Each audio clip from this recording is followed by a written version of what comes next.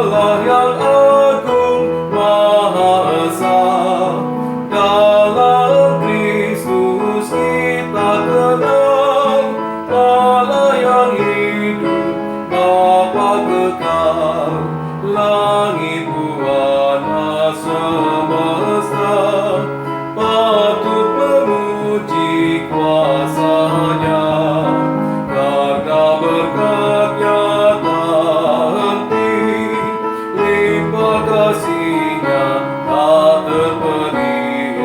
Haleluya, pujilah Allah yang agung Maha Esa, dalam Kristus kita kenal Allah yang hidup, Bapa kekal.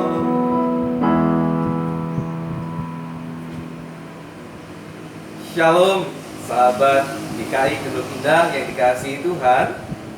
Mulai hari ini tanggal 20 April kita bersama-sama akan memberikan waktu kepada Tuhan untuk memuji Tuhan, kemudian merenungkan firman Tuhan dan berdoa untuk bersyukur bagi pemeliharaan Tuhan sepanjang hari ini.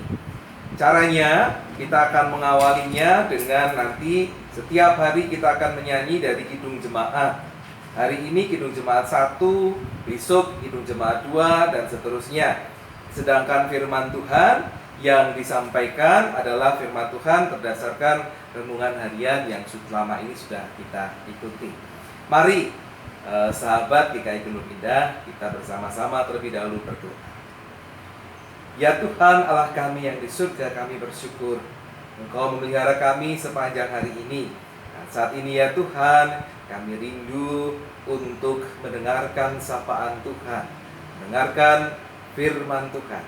Biar Engkau menguduskan, supaya firman Tuhan menguatkan kami, hati kami pun diberikan sukacita melalui pujian yang kami naikkan. Terima kasih Tuhan, berfirmanlah, kami semua siap mendengarkan. Demi Yesus Kristus Tuhan. Amin. Firman Tuhan pada malam hari ini dibacakan menurut kitab Kejadian. Kita membaca pasalnya yang ke-32 ayat 22 sampai dengan ayatnya yang ke-32. Saya bacakan, Ibu Bapak, Saudara, dan anak-anak. Malam itu Yakub bangun dan mengajak kedua istrinya, kedua pelayan perempuannya, dan ke-11 anak laki-lakinya bersamanya menyeberangi sungai Yabok di tempat penyeberangan. Setelah menyuruh keluarganya menyeberang sungai, Yakub mengirim segala miliknya ke seberang sungai. Maka tinggallah Yakub seorang diri, dan ada seorang laki-laki datang dan bergulat dengan dia. Orang itu bergulat dengan Yakub hingga matahari terbit. Ketika orang itu merasa bahwa ia tidak dapat mengalahkan Yakub, ia memukul pangkal paha Yakub dan membuatnya terkilir. Kemudian orang itu berkata kepada Yakub, "Biarkan aku pergi karena matahari telah terbit." Akan tetapi Yakub berkata, "Aku tidak akan membiarkan engkau pergi sebelum engkau memberkatiku." Orang itu berkata kepada Yakub, "Siapa namamu?" Yakub menjawab, "Namaku Yakub." Kemudian orang itu berkata, "Namamu bukan lagi Yakub, melainkan Israel. Aku memberimu nama ini karena kamu telah bergulat dengan Allah dan manusia dan kamu menang." Kemudian Yakub bertanya kepadanya, "Katakan kepadaku, siapa namamu?" Akan tetapi orang itu berkata, "Mengapa kamu bertanya siapa namaku?" Kemudian orang itu memberkati Yakub di tempat itu. Jadi Yakub menamai tempat itu Peniel. Ia berkata, "Di tempat ini aku melihat Allah berhadapan muka, tetapi aku tetap hidup." Kemudian matahari terbit ketika ia melewati Peniel. Yakub pincang karena pahanya terkilir. Jadi sampai hari ini pun umat Israel tidak makan daging yang menutupi sendi pangkal paha, karena di situ bagian itulah otot Yakub terluka. Demikian firman Tuhan. Yang berbahagia adalah mereka yang setia mendengarkan firman Tuhan dan yang meliharanya dalam kehidupan hari lepas hari. Nah, sahabat GKI Kedua Indah yang dikasihi Tuhan Yesus Kristus, renungan kita pada malam hari ini adalah musuh terbesar. Ada sebuah kalimat bijak. Musuh terbesar dalam hidupmu adalah dirimu sendiri. Seringkali kita mengira bahwa penghambat kita untuk mengalami damai sejahtera adalah segala sesuatu yang berada di luar dari diri kita. Entah itu orang lain ataupun keadaan.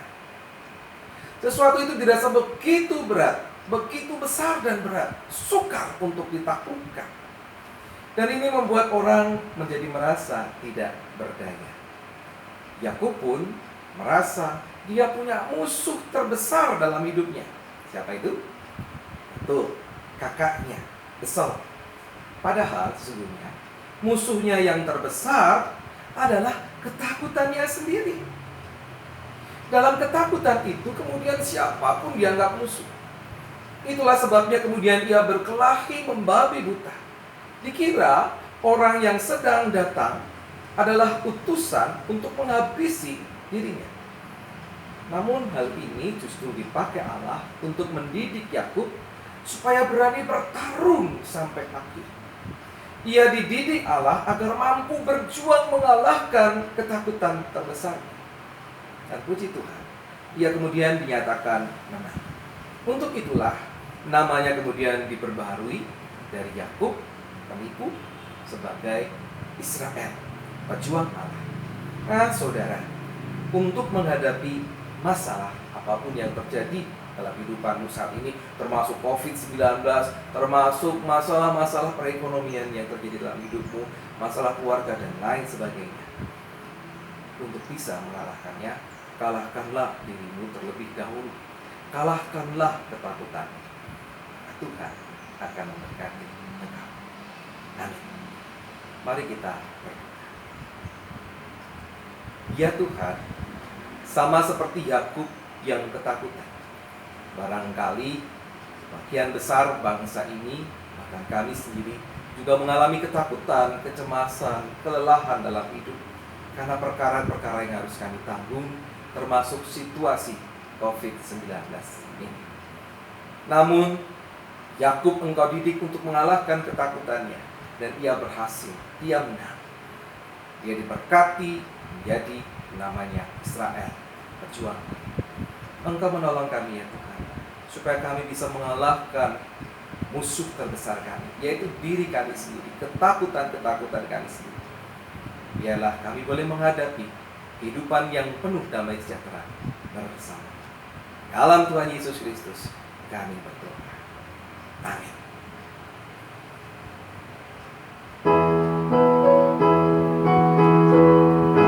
Kita nyanyikan bait yang kedua.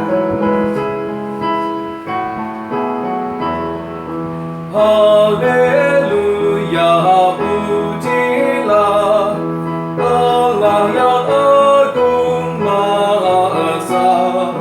Dalam Kristus kita kenal Allah yang hidup Bapa kekal.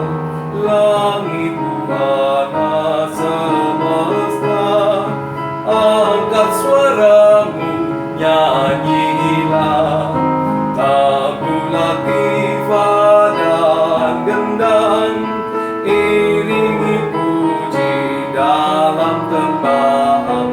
Haleluya, pujilah Allah yang agung maha esa. Dalam Kristus kita kenal Allah yang hidup Bapa kekal. Sampai jumpa esok hari, sahabat GKI Kedua Indah. Tuhan memberkati. Amin.